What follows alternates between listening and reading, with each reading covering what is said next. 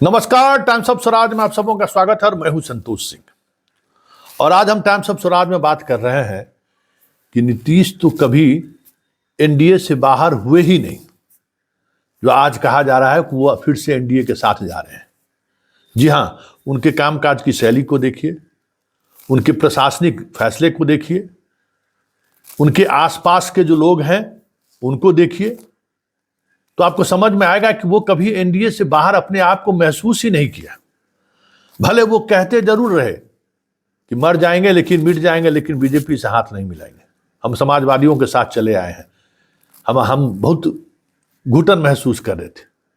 लेकिन इसके बावजूद भी जिनके कहने पर वो एनडीए में जाते रहे हैं, फिर एनडीए के जिनके वजह से करीब होते गए, वो सारे लोग उनके साथ हमेशा साये की तरह बने रहे, जिसकी चर्चा उन्होंने अपने कई मौके पर उन्होंने किया है।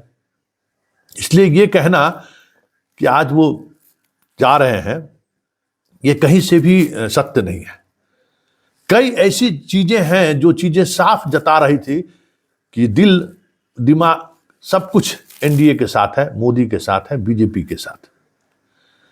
जब 15 महीने पहले महागठबंधन के साथ ये आए, सरकार जब बदल कर, तो आज भी जितने मंत्री पूल के आवास हैं, उस पूल में आज भी बीजेपी के तमाम पूर्व मंत्री निवास कर रहे हैं। और मुझे याद है कि 2017 में जब सरकार बदली थी, तो 1 महीने के अंदर में सारे आरजेडी के मंत्री का आवास खाली करा दिया गया था। लेकिन यहाँ आवास नहीं खाली कराया, सारी मंत्री का जो भी सुविधा है, वो सारी सुविधाएं उन्हें दी जा रही थी। वो उसी तरीके से रह रहे थे, उसी पुल में रह रहे थे। और हम आपको बताएं कि इनके पार्टी के नेता, इनका वफादार, इनके साथ हमेशा साये की तरह रहने वाला जय कुमार सिंह, जब पिछले विधानसभा में वो चुनाव हार गए, मंत्री थे, तो 1 महीने के अंदर में घर खाली नहीं किया, तो मजिस्ट्रेट बहाल कराकर उसका घर खाली करवा दिए। लेकिन बीजेपी के सारे मंत्री इनके साथ रहे। याद कीजिए, नरेंद्र सिंह बगावत किए तो उनकी सदस्यता समाप्त करने के लिए विधान परिषद में तो उन्होंने कार्रवाई की ही, हाई कोर्ट और सुप्रीम कोर्ट तक पहुंच गए। लेकिन हरिवंश उस समय भी बने हुए थे, आज भी बने हुए हैं। हरवंश को लेकर एक शब्द भी इनकी जुबान पर कभी नहीं आया, या कभी इन्होंने हरवंश को कहा भी नहीं कि आप इस्तीफा दे दीजिए। मतलब भले ही ये सरकार चला रहे थे आरजेडी के साथ, लेकिन रिश्ता इनका बीजेपी के साथ उसी तरीके से प्रगाढ़ था जिस तरीके से पहले रहा। हाँ, सार्वजनिक तौर पर मिलना भले ही बंद कर दिए हो, लेकिन अंदर खाने में सब कुछ चलता रहा। कई प्रशासनिक फैसले हम आपको बता सकते हैं कि कई ऐसे प्रशासनिक फैसले हैं जो फैसले बीजेपी के विचारों को लागू करने वाला था, मतलब विचारों को प्रभावित करने वाला था। कई ऐसे पदाधिकारी, आप गौर करिएगा, जिसकी पोस्टिंग बीजेपी के कहने पर हुई थी, वो सारे लोग आज भी बने हुए हैं, भले सरकार राजनीति के साथ इन्होंने चलाई। कई ऐसे सीनियर आईएएस अधिकारी जो बीजेपी परस्त मानसिकता के लोग थे, आज भी इनके आवास में वो पदस्थापित है। तो फिर कैसे कहा जाएगा कि ये गठबंधन में अलग हो गए? आपको जानकारी दे दें कि जिस समय में कारू सिंह, मतलब विजय चौधरी के साले के यहाँ छापामारी हुआ, गब्बू सिंह के यहाँ, ललन सिंह के करीबी गब्बू सिंह के यहाँ छापामारी हुई, तो इकोनॉमिक ऑफेंस को जो बीजेपी के जो मंत्री थे, उनकी संपत्ति के बारे में पता लगाने का एक निर्देश हुआ था और काफी कुछ सामने आ गया। सिर्फ मुख्यमंत्री का हामी का इंतजार था, कई पूर्व मंत्री पर एफआईआर दर्ज हो सकता था।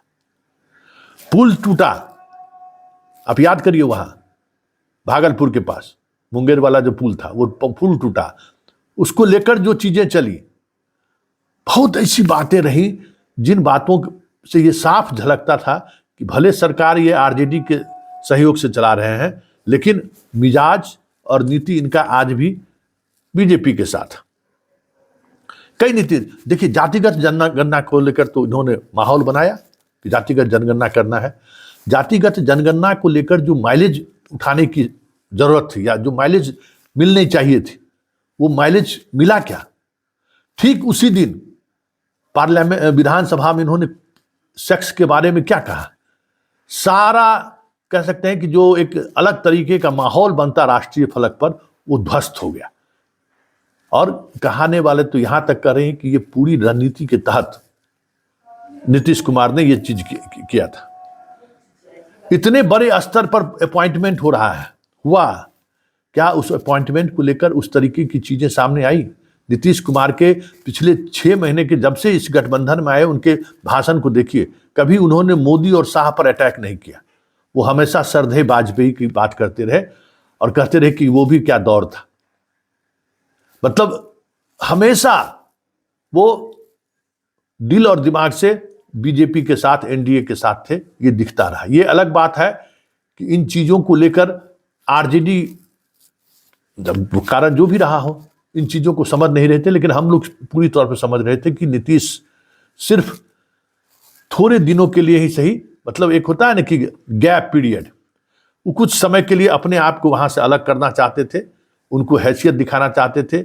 जो जिस तरीके से सम्राट चौधरी या विजय सिन्हा उनको परेशान कर रहे थे, संजय जायसवाल हो या नित्यानंद राय, लोग जो अमित शाह गैंग के जो लोग थे जो परेशान कर रहे थे, तो उनको वो हैसियत जताने के लिए ही इधर इस तरफ आए।